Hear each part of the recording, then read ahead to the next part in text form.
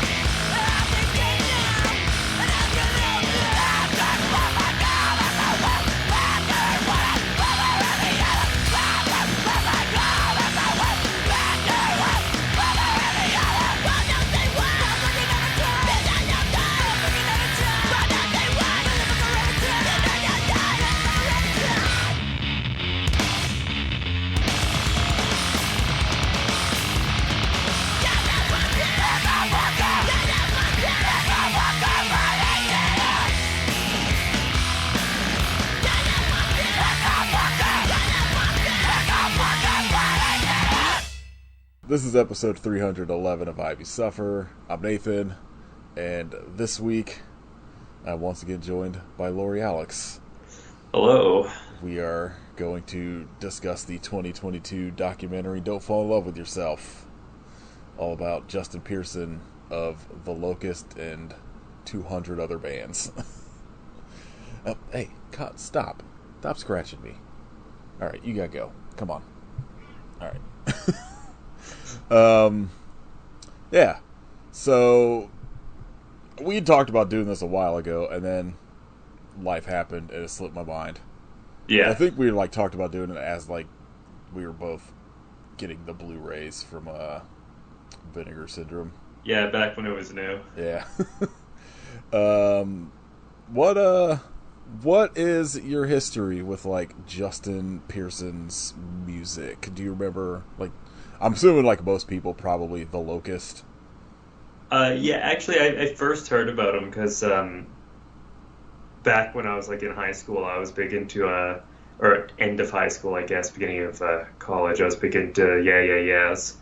And so I was looking at stuff the people in that had done, and that's how I heard about Head Wound City with Nick Zinner. Sure. In it, and so that's how I first heard about Justin Pearson, and then, I dug that, so I just started looking at it. It's that sort of, down the rabbit hole, kind of just creepy, okay, then what have these people done? And so that's how I first heard about Justin Pearson. But The Locust is kind of big in there too, because I did get to go see them live, which was pretty dope. Yeah, I randomly, they're a band his name had just sort of been circling around as I was getting way into punk and hardcore music. Right.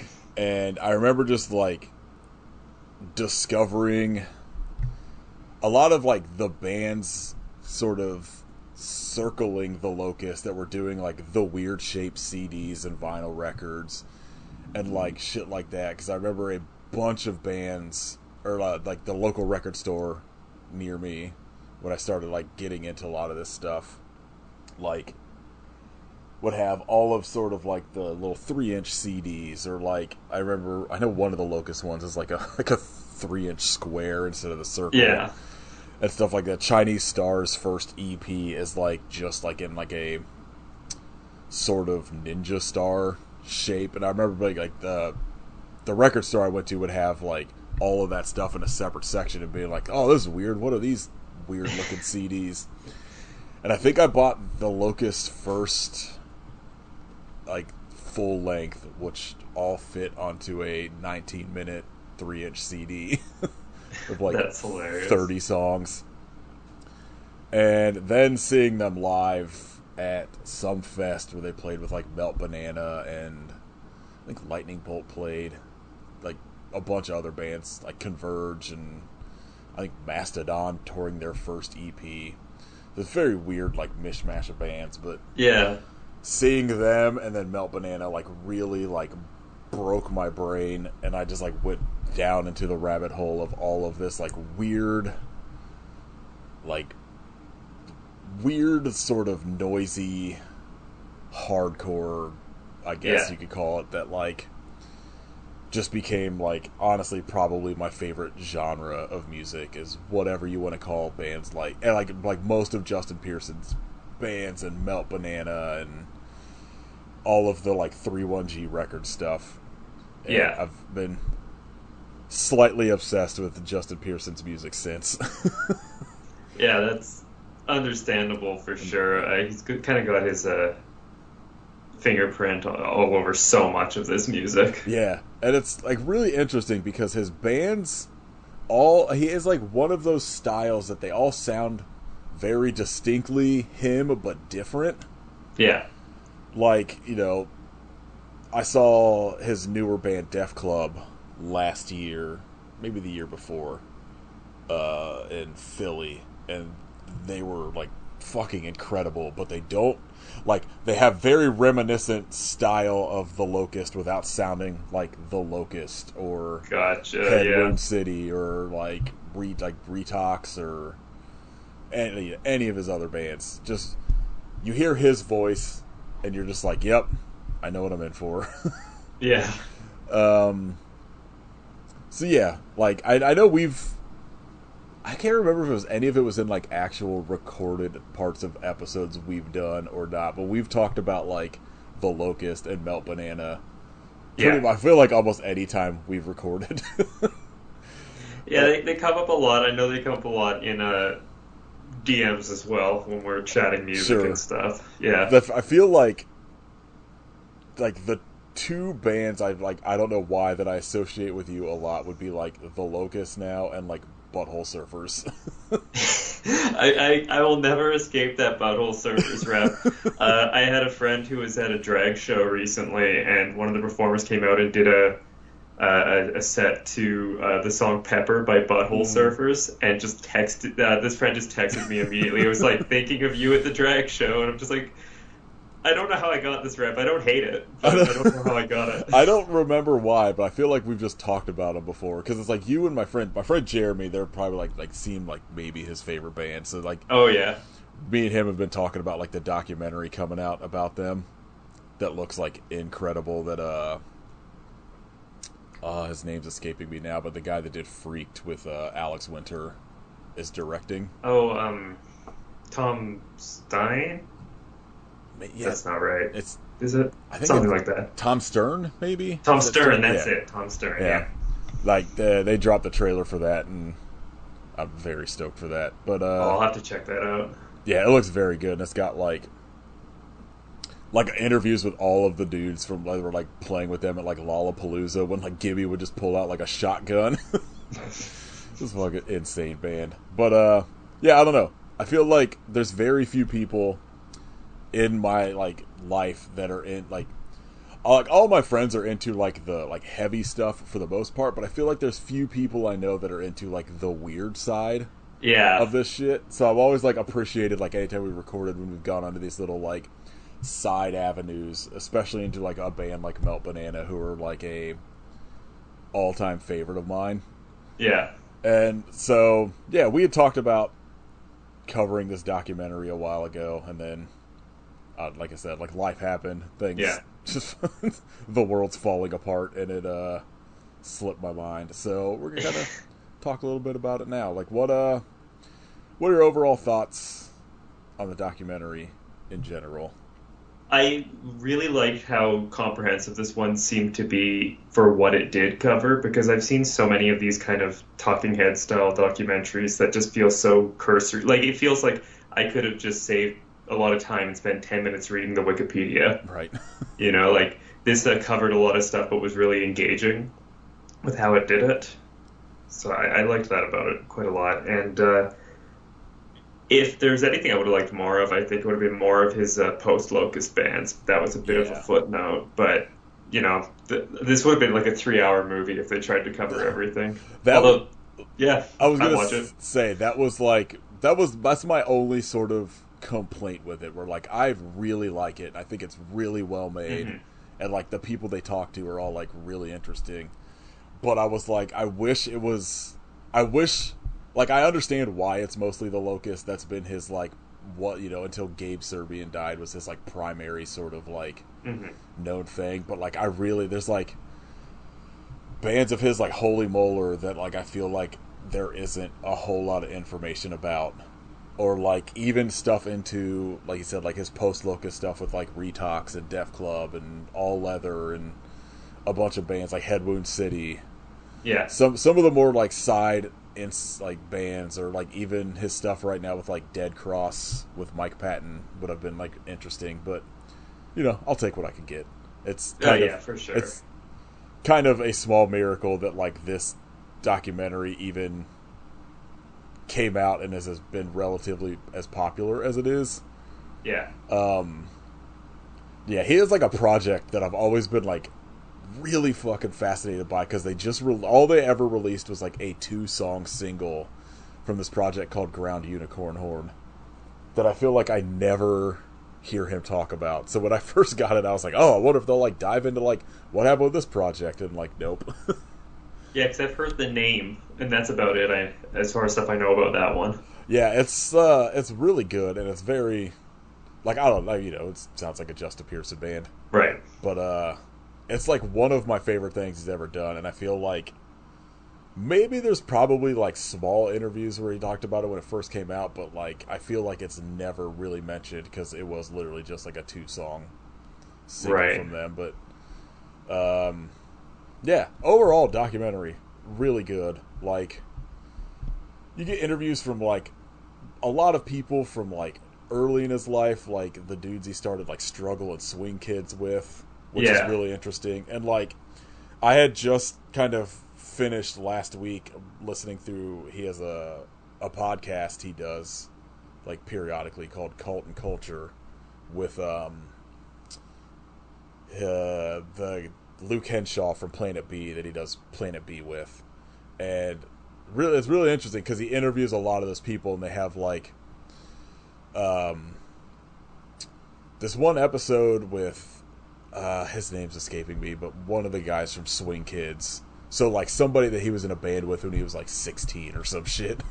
Right. Both talking about how they're like, God, like, I get it. Like, people come up to us and they're like, you know, oh man, like this band, like Swing Kids or like Unbroken, the bands we were in at the time, like, were really influential to us. And I'm just like, man, I'm not excited about that shit anymore. That was like 30 years ago. But I also have to be like, I get it. Like, it was like a thing they latched onto early on, blah, whatever. And he's like, it's just real weird when you're like on tour for whatever your current band is, and all anyone wants to talk to you about is this old shit you did when you were like Yeah. a dumb teenager. Yeah, especially with the age. That's got to be such a trip where it's like, I was a kid goofing off, and you're obsessed with this. That's wild. Yeah, now you're like a 40-year-old obsessed with this. Yeah. But yeah, like the sort of the thing of like watching this documentary and then listening to that podcast, I've got this like real, like, it's like a real interesting insight into him that like I feel like I never had prior, because he was like always somebody that anytime I would see like any band of his, I'm like, yep, instant buy, not even like a second thought. I know I'll be into Right. this. But I never really like dove into a lot of like his backstory, or just like reading interviews with him outside of maybe like if I had a magazine he was in. And Right. like, so I had like no real like concept of what his like early life was like when he gets into like all of this shit with like his stepdad and his mom and this. Yeah. Like, That was surprising. yeah, his mom seems adorable. Mhm. And then especially the end when she puts on like his old like Locust mask with him. And you know, like, at least they seem like they have like a really good relationship now, Yeah. as opposed to when they get into like a lot of stuff in his early life. And like, you know what, that's pretty common story, I feel like, when you list like hear anyone from like the 80s that got into punk talk about how they got into punk. Right. And you know, just somebody being like, oh, you know, sort of fucked up home life that I escaped into this world of punk and like heavier music. And yeah, especially like listening to that podcast, he talks a lot about like early shows he went to. and how it like really sort of shaped his like like really kind of leftist progressive like mind space. Mind space is the right word, but you get what I'm getting at. I just woke up 10 minutes ago. Everybody leave me alone.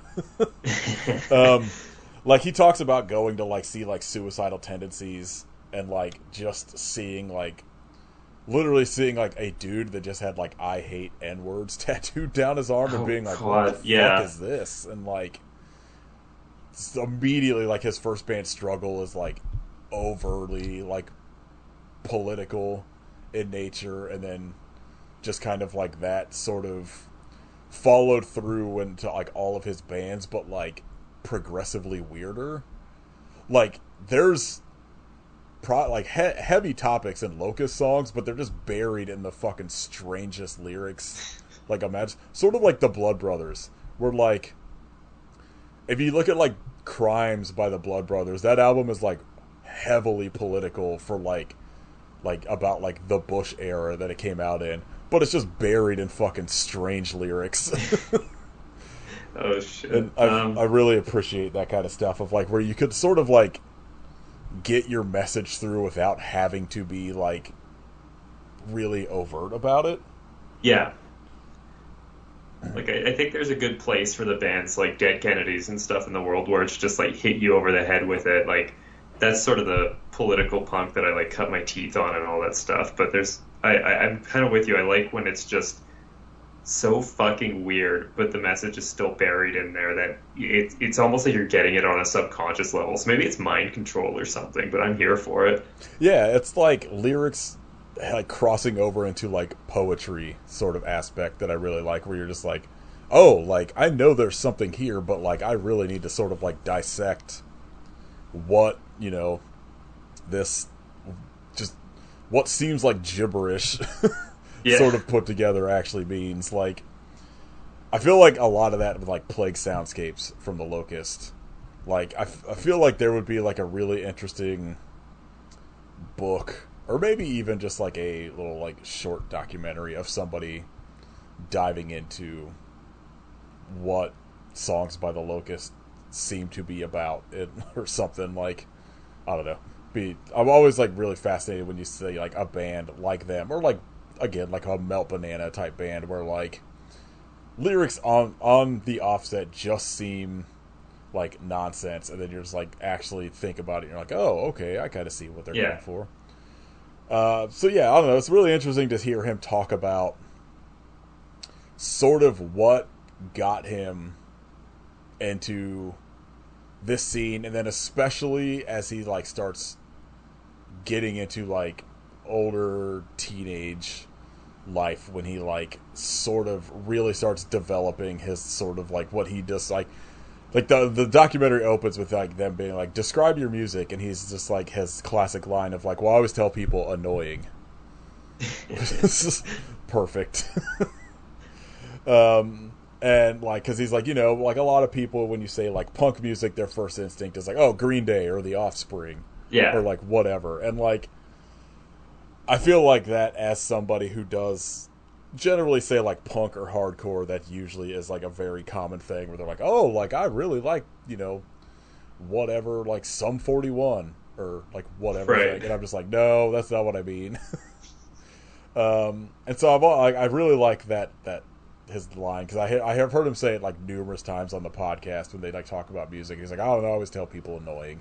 That's the type of music I play. And I'm like, perfect. It's so fitting though, because after watching this documentary again, I finally went like up into the crawl space and went through some boxes and dug out this old synthesizer I have from like the 70s. That's just a fucked up piece of shit. Like it doesn't work quite right, but it's kind of what's great about it. Because I think it took a whole glass of red wine to the circuit board sometime like 50 years ago. So it doesn't work quite right, but I was just tooling around with that, and I texted my dad, because it was his, to tell him that I dug it out and was using it. And he's like, cool, how's it sound? And the only word I could think of is obnoxious, because that's exactly what it fucking sounded like. I love that shit. Every once in a while I'll fall down like a rabbit hole on YouTube of people that just like circuit bent like old children's toys Yeah. or shit like that. And I'm just like, and just turn them into like really weird, annoying instruments. And so like I kind of like that. I like that shit when it's just like a broken piece of equipment that somebody just continues to use because it just sounds fucked up and weird. Yeah. Um, and yeah, like I'm rewatching this week. I forgot how much of Gabe puking is in this documentary.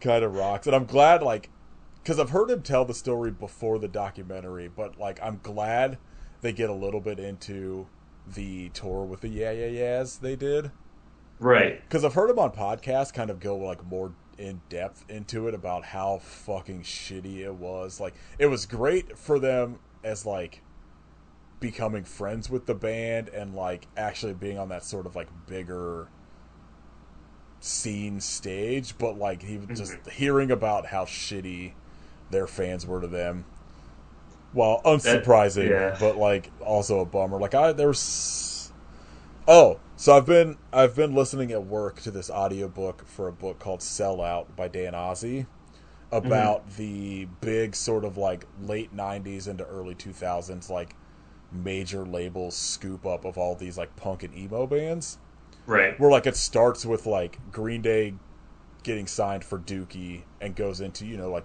the Jimmy Eat Worlds and Hmm. Against Me getting signed and all this shit.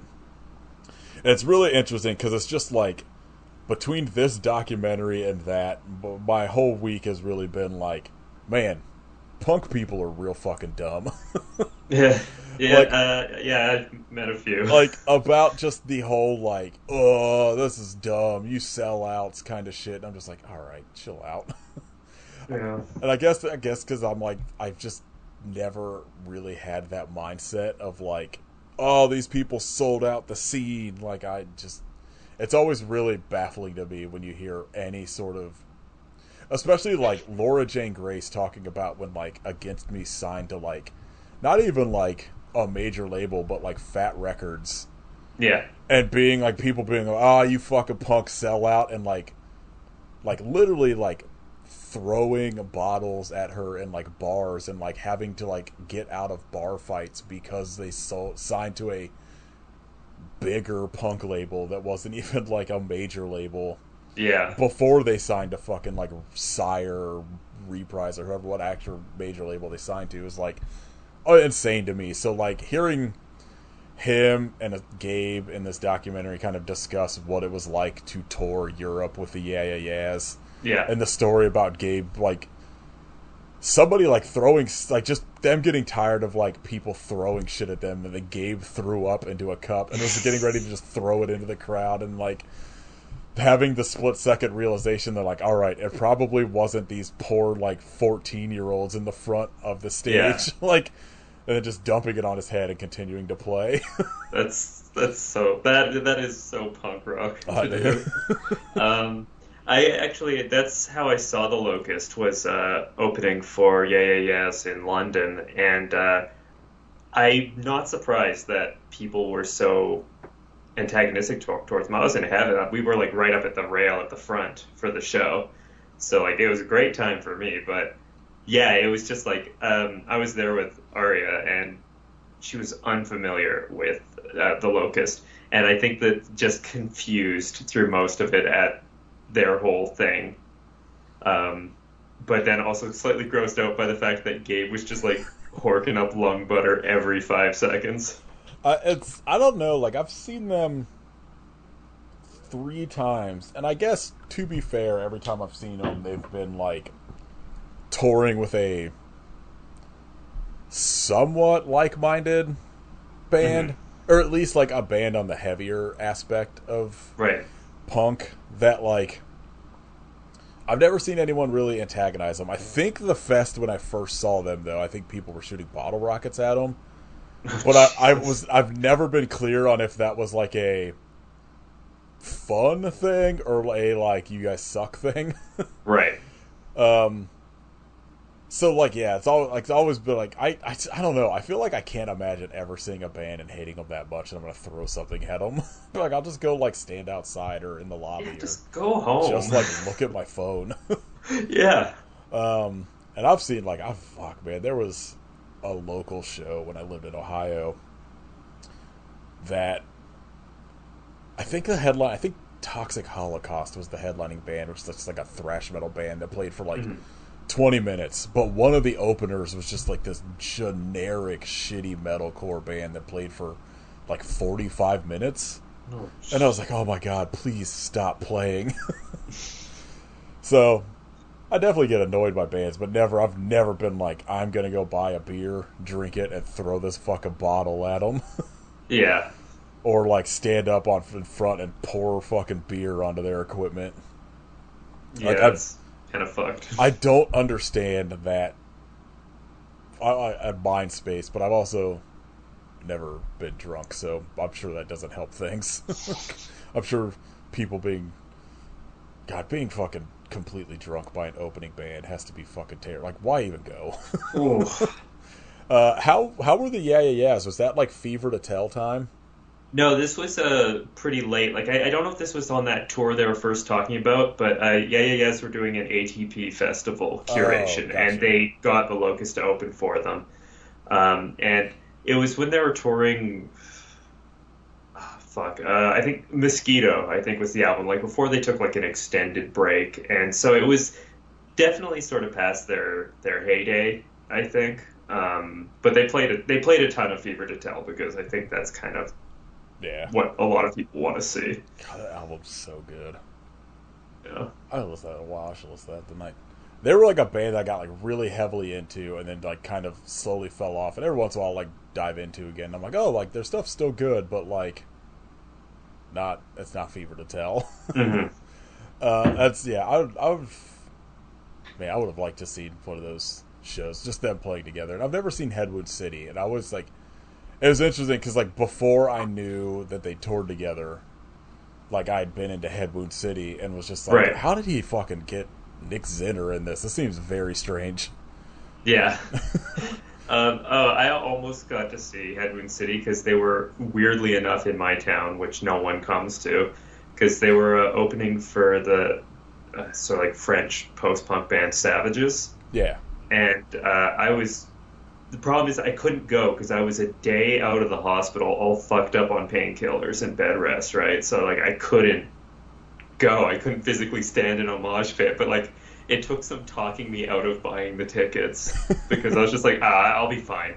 I'll be fine. I'm gonna go see Headwood City. It's gonna be great. Yeah, that tour came through near me when I lived in Ohio, and I think it sold out like in a day or some shit. It sold out really quick because they played this like 70 cap venue or something like that, and I was like, fuck, because like I like Justin Pearson shit, and then like the Blood Brothers, that sort of like combo. Like I fucking love the Blood Brothers so much, and I would have been. Yeah. I want to see Headwind City so bad, and just That would have been such a cool never show. got to happen. I'm seeing the Blood Brothers again though in December, which I'm very stoked about. Right, because were they ever fully split? Like, is this they've reunited? Yeah, or... I don't know if they ever fully were just like, hey, we're breaking up, or if it was just kind of one of those things that are just like, hey, we're disappearing for 15 years. Right, gotcha. Because I know one of them at some point, I think, like worked for Netflix or some shit, and was just probably like, hey, I'm actually making money Yeah. for my family as opposed to playing these weird punk shows. But yeah, I'm very excited to see them again. They're like one of my all-time favorite bands. Yeah, they're sort of like next on the list to sort of dive into because I'm woefully unfamiliar with them. Yeah. Like I know them and I know their sound a bit, but yeah, I need to give it some time. Luckily, they only have like 5 albums, so not a real deep dive. But Yeah. they you'll be very into them if you're into like Justin Pearson's shit. I Right. think. Yeah. They do an incredible cover of Under Pressure on like 31G. Like Justin Pearson puts out these I think there's 3 of them. One for Queen, one for the birthday party. Yeah, I have the birthday party one. Yeah. The Queen one's really weird. Yeah, that's the one. Like the Locust did a track for that, right? Yeah, they do Flash's theme. Sounds absolutely nothing like the original. Melt Banana does "We Will Rock You." Oh fuck! I need to just track down a copy of Yeah, this. Well, I it's mean, it won't be that hard in the digital age, but yeah, it's. yeah. I'm sure it's probably on fucking Spotify or something. I forget the third one is. Maybe the I think the Cramps. Cramps. Yeah, that's what I was thinking. Yeah, Those are all really good. It's just the birthday party one's also like really good too. That's Some Girls cover of "Release the Bats" is like one of my favorites. yeah. Um, yeah, I don't know. It's like I really like hearing like any of the stuff Gabe is in the documentary, especially because Mhm. like he died like right after they filmed. I think they maybe like in. I listened to the commentary when I first got the Blu-ray, but I didn't get a chance to like revisit it, like the director talking about it. And I feel like they were like supposed to maybe like film more shit with Gabe, and he like died in the process. I Oh can't remember, shit. but like just fucking absolute major loss to that sort of like Hmm. weirdo punk community, because that dude just seemed like a good dude on top of being like one of the most insane drummers like I've ever seen. Like all of the footage of him, like the fucking puking aside, which like it's crazy that he would literally just sit there and fucking puke and then go back into playing these songs Yeah, is unimaginable. Because I know when I throw up, I'm out for like an hour. I'm done. yeah. It's just like, well, there's my afternoon. Yeah, but like yeah, like his drumming was just like incredible, especially in the Locust. Because like I guess for those unfamiliar, the Locust is like very odd like song structure. A lot of the time, like their first couple like albums, you'd be hard pressed to get a song over a minute long. And Yeah, in that minute, there's going to be like five different time changes or like odd beats or just like really weird song structure. And then they get like their last two albums get like more progressive with their sound, where like you'll get like 3 or 4 minute songs, but it'll be like a lot of those weird time things in it would just be like stretched out a little more, I guess would be the right. best way to explain it. Uh, but yeah, like when you hear like Gabe's drumming on those albums, it's just like a barrage of like drums that like I feel like I can't really like he just had a very distinct sound, I guess, that like Yeah, really like I feel like set that band apart from like so many bands that like came after them that sort of like not necessarily like ripped off their style, but was very heavily. You could tell like there's a lot of bands you could tell are like heavily influenced by what the Locust did yeah. that just aren't as good. Because like as much as like people I've heard be like, well, it's just noise. I'm like, no, you don't understand how like probably insanely complicated writing those songs has to be. And watching them perform it, just what like as they talk about in the documentary, where they're always getting bagged on by the more stereotypical hardcore dudes who are like, like you're not hard, you're not like our bands that just do like the very structured like 4/4 thumping drum, like Right. kind of same beat for every song. And they're like, no, we play faster than you. And when you see them play, like just like fuck, watching Justin Pearson play the bass is great. Just lanky and contortiony with the hands all over the place. Oh, it's Love watching it. it's wild. Like anytime I've actually like seen him playing bass, like I don't know. Anytime I've seen like any of these sort of like related bands, I'm just like, I don't know how the fuck you play this shit. Yeah. So I'm like, I took bass lessons for like a year, and I could like never get my hands to move like this if I like. I don't know. It's wild, Hmm. especially like I just I'm always impressed by musicians that make this kind of music solely on like the basis of like remembering like these parts in these songs. Yeah. Because like I just it's wild. Like coming up with it in general is just like mind boggling to me. But then being able to, I guess, I understand in theory the idea of like practice, Yes, like yeah. gets there. But I'm like when like I watch it, I'm like I could never do this, and it always just like blows me away. Especially with how complicated the Locust is, like, watching, because there's the live sets on the Blu-ray as well, like a few live performances in the features.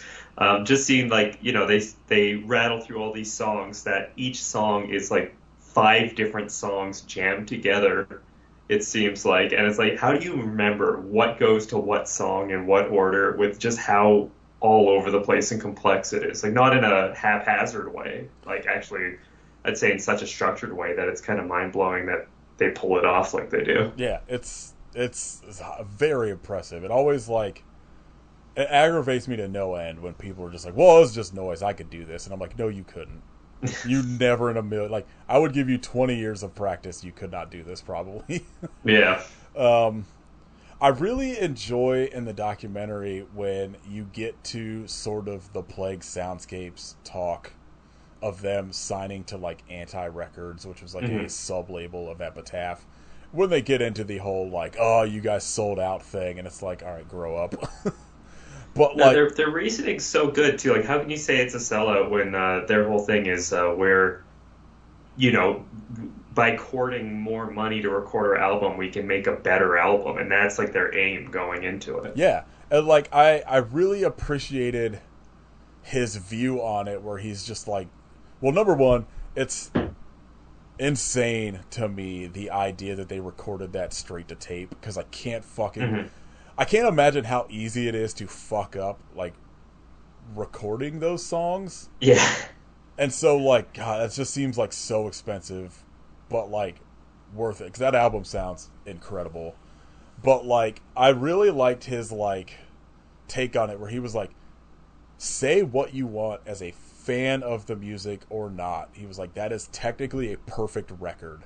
We played those songs perfectly the way we wrote them and recorded them perfectly the way we wanted them to sound.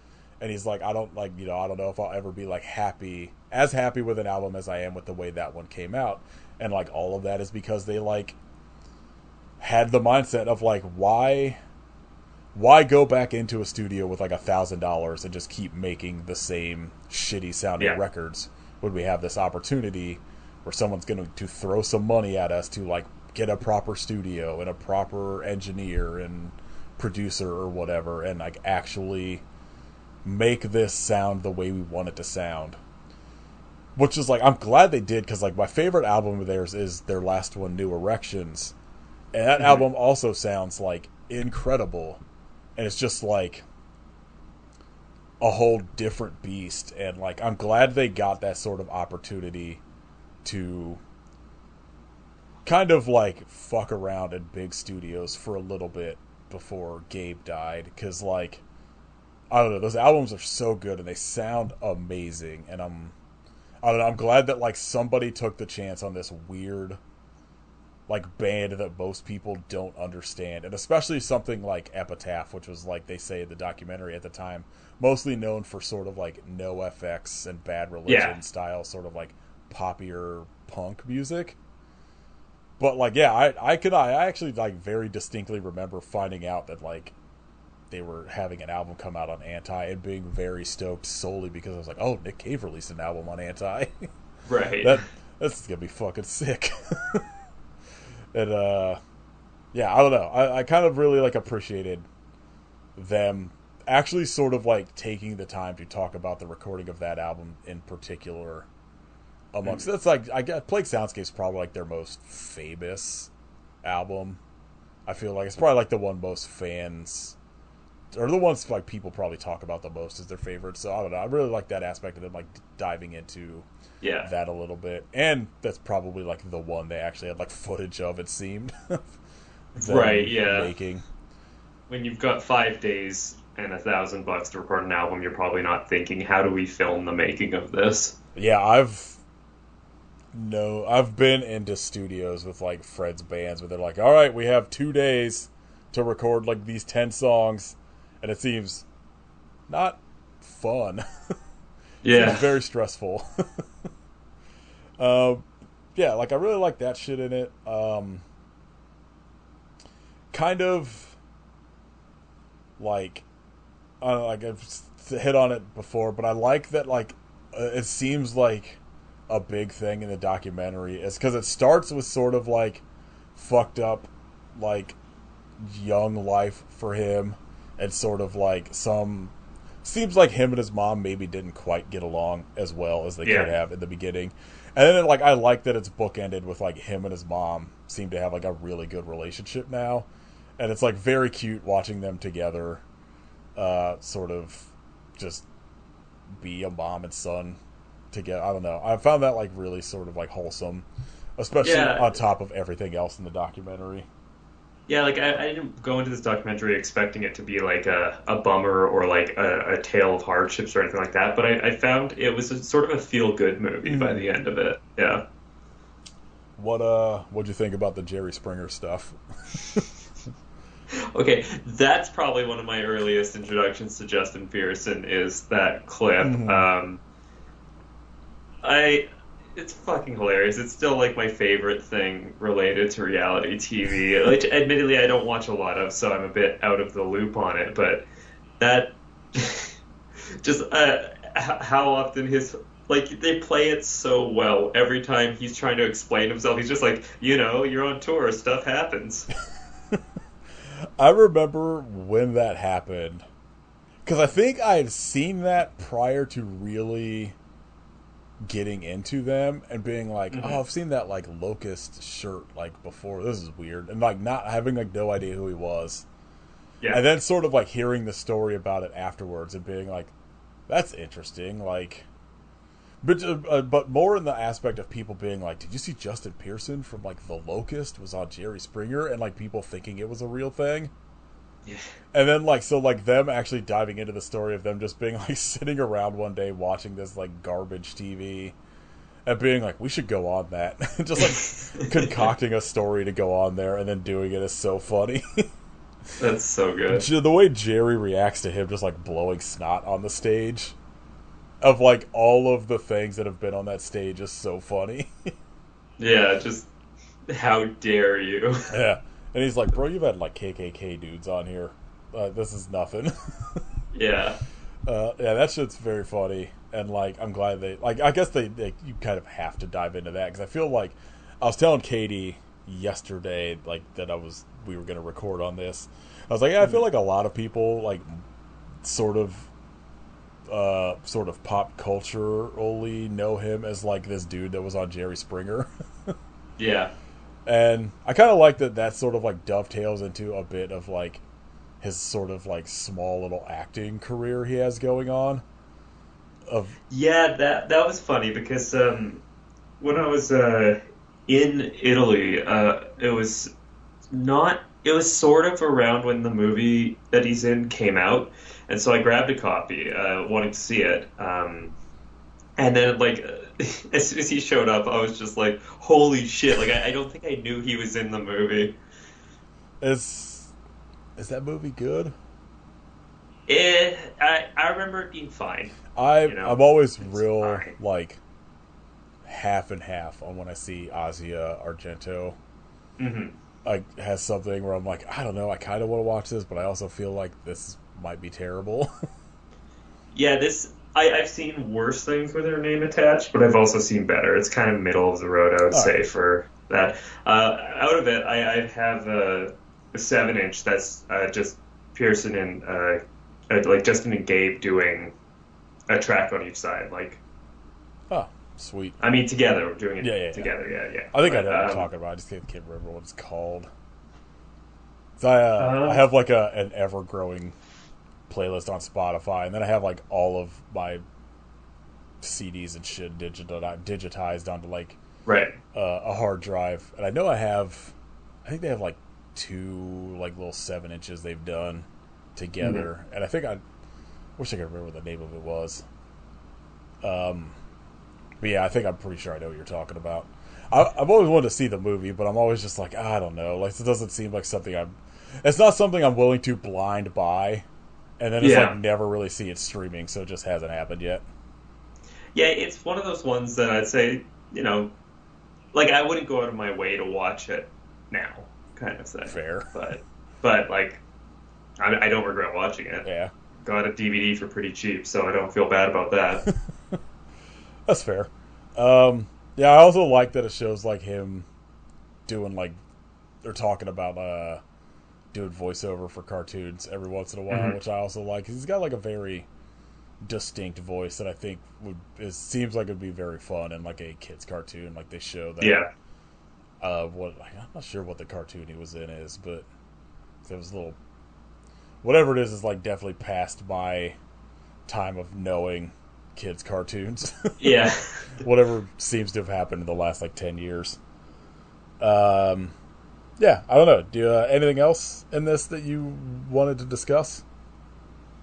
Good question. Good question. I watched this like 2 days ago, so you'd think I would not be sitting here going, "What happened in this documentary?" I loved a lot of the footage from their early shows. I really liked just the chaos of the like when they're talking about how they're doing the show in the co-op, and then a Christmas tree is just going around the pit, even though they didn't own a Christmas Right. tree. Just stuff like that, I thought was. Or what is it, Gabe, talking about how it's like, it's better than, someone taking a shit in the pit. And it's like, wait, did that happen? He goes, yeah, and then there's some dude riding a little bicycle around in there. Yeah, there's some fun stories of like early Locust shows out Hmm. there that I've heard of like that it's fun that they give like talk like there's like a pretty astonishing amount of like early days Locust footage in this that I was surprised, yeah. and like on the bonus features on the Blu-ray like the like 5 or 6 just like somewhat full sets of the Locust Plague Hmm. is like was really fun. I had a good time just sitting and watching those. Uh, Especially whatever the one is that's like behind Gabe where he's just puking like endlessly into a fucking bucket while they play.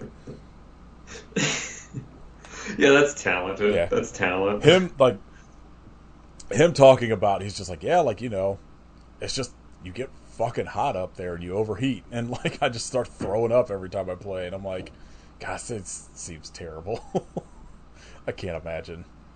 Yeah, I don't know. I feel like overall, like if you're like remotely interested in like the type of music Justin plays or just him as a person, like the fucking Blu-ray is worth it. It was like Hmm.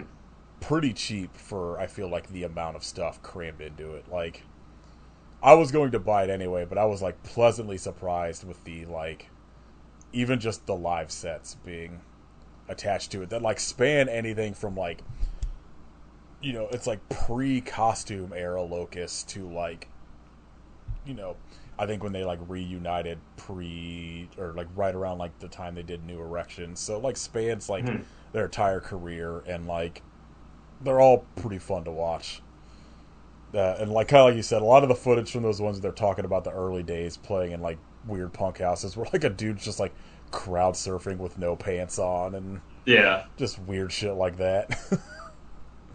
When you saw them, what era of costume did you see them in? Let's see. The first time I saw him at that fest would have been like kind of I think it was like a proto version of the like zip up, somewhat skin tight costumes. Oh, It yeah. wasn't like the fuzzy vest early costumes. It was like I remember they had I think the first 2 times I saw him, the first fest I saw him at, I'm a little hazy on because it was like a first experience for them, so I don't really Right. remember. The second time I saw them, they were opening for the Dillinger Escape Plan and Some Girls, or no, Das Oath, I forget. But they had the sort of green locust mask like costumes on with Hmm. that were made with like I think zip up like zip legs and like arms so that if it was like extra hot they could like take the sleeves and like of their pants and arms off. So I Right, remember yeah. Gabe had like the bare arms and legs, and I think maybe one of the other guys had like shorts on or whatever. Hmm. But it was like that, and I can't remember. I think third time was relatively around the same. I don't think I ever saw him post Plague Soundscapes. Gotcha.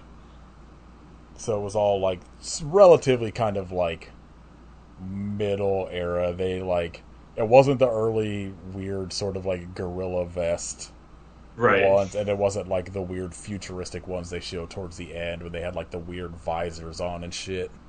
Yeah. God, I love that. I love that they're playing music in a scene that's largely known for like, at least in the sort of dumbed down version of the scene, for like hating the theatrics of the music and all that stuff, where it's just like, like the stuff that's I think gets misconstrued a lot for like just like, oh, it's the machismo that matters. Like Yeah. people that like listen to punk and it's like the whole point of what the people are saying goes right over their head. But I love that they're playing in this scene and they're just like, yeah, we need uniforms like Devo. Yeah, that's the thing is like you really get a sense of how much like Devo impacted this sort of like weird punk world. Yeah. Like when you hear these dudes talk about like sort of every aspect of what created this band. Like literally Yeah. like they were just like, well, we got like this fucked up synthesizer that we're gonna do for like in between songs just have like a sort of nonstop barrage of sound happening. Hmm. And then we are just like, what if we just kept doing it during the songs? Like, what if we just kept playing during our songs and it just created this weird fucking band?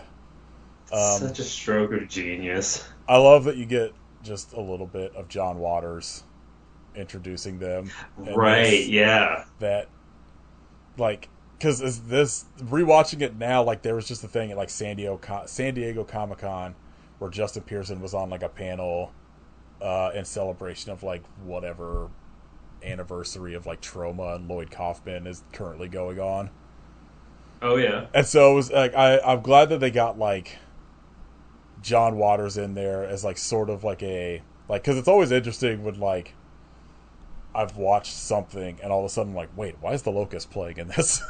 Especially something like oh fuck, what movie is it? Cecil B. Demented. The Locust is in, Yeah. where I'm like, oh, this is weird but makes all the sense. Yeah, it's almost like the theme music for the Cinema Terrorists is The Locust. Like that, and I think Terra Firma they're in are two that I very specifically remember and being like, wait, is the Locust in this? This is weird. And so I love the idea of John Waters being like, my favorite band, The Locust. And God, all I've ever wanted in life is to have just been at a Locust show, just turn to the side and like John Waters is there. Oh, yeah, I could die happy after That'd be that. incredible. Yeah, overall, really good. I highly recommend it if you're into any of this type of stuff. Like, I've seen way worse documentaries on this kind of Yeah. shit. This one's like really well done, while like not as like deep divey as I kind of wish it was. But like you said at the beginning, this would have been like a 3-hour documentary that I absolutely would have watched. But I understand why it's not. Hmm. And give him a do part two. Go into the deep dive into his other bands. I would have. Yeah, I would definitely be on board for a follow-up movie. Oh, yeah. All right. What have you been watching lately? I've been watching. Last couple of weeks, I barely watched anything, but I throw like I have a bunch of friends over twice a year to just do movies like all day, like noon to midnight, and I just surprise them with what we're watching. So I did that recently again. And that's always a fun time. Just like come over, I'll have food, and I'm gonna make you watch whatever fucked up horror movies I feel like watching. Any standouts that you were like, I can't wait to see a reaction to this? This one was pretty good for that. Like we started with Phenomena, which most of the people were just like, "The fuck am I watching?" That movie rocks. I love Phenomena. Yeah, that was a good one. We also watched. Well, we ended the night with City of the Living Dead, so we had the nice bookends of Italian horror. And I watched this movie called Soul Survivor that I feel like is underseen for being just a cool, creepy little thriller. The like 2000s? No, no, it's from like '84 Oh, or okay. something. Yeah, Yeah, I don't know if I've ever seen that. Actually don't know if that's I ever fun. saw the 2000s one, but I'm sure I'm fine without that. Yeah, yeah. No, definitely not that one. Um, Other than that, I haven't really done much watching. I've just kind of been a bit of a workhorse lately. Yeah, So, same. I've been like pretty much working all the fucking times. I gotta had to drop like $1,200 this month on stupid teeth stuff, so ugh. it's just been that. I'm trying to like find time to dive into that. I got that Argento deep cuts. Yeah, me too. I'm looking forward to That that. like I've seen the Doorway into Darkness stuff, but I've never seen any of the other stuff. So I'm really Hmm. excited to dive into that and see what all is going on in their opera Yeah. set. Uh, yeah, I recorded with Katie yesterday, and pretty much my only recent watch thing is I've watched Big Trouble in Little China 4 times in the last like week Classic. because I was like diving into the commentaries on the Blu-ray. So Right. and John Carpenter and Kurt Russell talking in commentaries is always extremely fun. I love their Yeah. commentaries. All right, anything you want to shout out? I guess since we talked extensively about the Locust, I'll shout out the concept of throwing keyboards into your bands that don't typically have keyboards. Yes. Like, I've been not as much lately, but I've been listening to a lot of like Six Finger Satellite and stuff like that, where it's just like, oh, you're doing sort of a grungy punk band thing, but let's throw some synth lines in there, and I'm always for it. Yeah, I'm a big fan of sort of bands that don't sound like they should have a weird instrument in their band having weird instruments in their band. Yeah. Uh, like there's a band I'm really into that I was actually just talking about with Katie yesterday that I think I'm going to see in September called Respire. It's like Okay. Canadian sort of screamo meets black metal type band, but they have like an entire horn section Oh, and that shit. fucking They're rules. so good. Or just even down to the sort of like cursive or murder by death, like Mhm. sort of emo side of punk, but they have like a cello player. Yeah. Shit like that. I'm always on board. I'm 100% always on board with any band. Just more keyboards. Always, always good. I have a friend who has a sibling that's in a band that I think it's fuck, it's a three piece. I don't remember all the instruments, but one's a cello and the other one is just like a fucking spinning wheel that's been mic'd and amped. So it's just like these grinding gears and like all these fucking weird industrial noises going. That It's kind of rocks. great. There's a like quote unquote harsh noise band. They're like sort of a little more progressive than just saying harsh noise, but this band called Mhm. Pedestrian Deposit that is like Okay. a noise band, but they have like it's like one dude doing like weird noise shit and then a cello player. I love That's it. so fucking good. um, yeah, I'm just gonna like my shout out will just be sort of spinning off the Justin Pearson talk. Like, go listen to the band Some Girls, one of Justin Pearson's bands with Wes Isold from like American Nightmare Cold Cave doing vocals. Their album Heaven's Pregnant Teens is like one of my favorite and very good. Sort of like if you've never dived into Justin Pearson stuff but like want to, it's probably a more, I don't know, palatable, it's not the right word, but like probably if you're coming from like a sort of typical hardcore punk sound and you want to get into weird shit, it's probably good like starting point if you're interested in getting into some of Justin Pearson's other shit. Headwound City is like another one where it's just like weird but not as weird as like The Locust or Yeah. some of the other ones. All right. Do you have anything you'd like to plug? Anything fun coming up? Do you want to talk about? Not really much on the way of fun stuff coming up. I've just been I've got a couple of irons in the fire that I'm sort of waiting to see if they're going to turn into anything. So there could be fun things coming soon, but I've kind of got to keep a little hushed about them right Yeah, now. fair. Hell Yeah. yeah.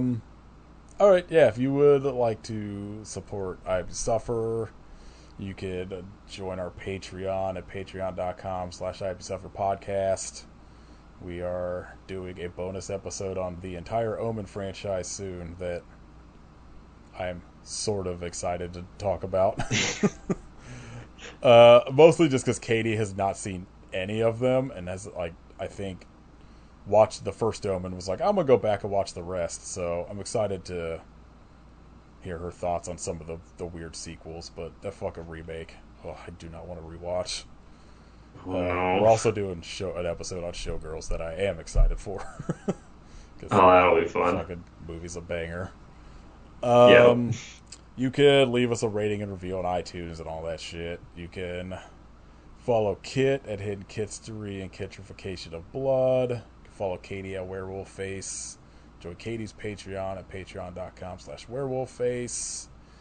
You can listen to my other podcast, 8K Movie Club. Lori, always a pleasure.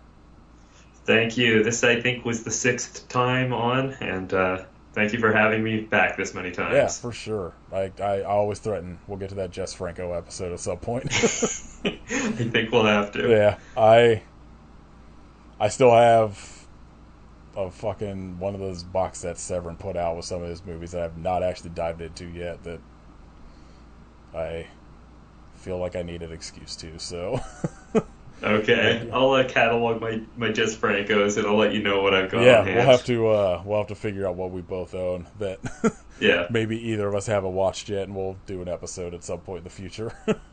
sounds good. All right, yeah, thanks again. Always fun having you on. All right, I hope you suffer, but why?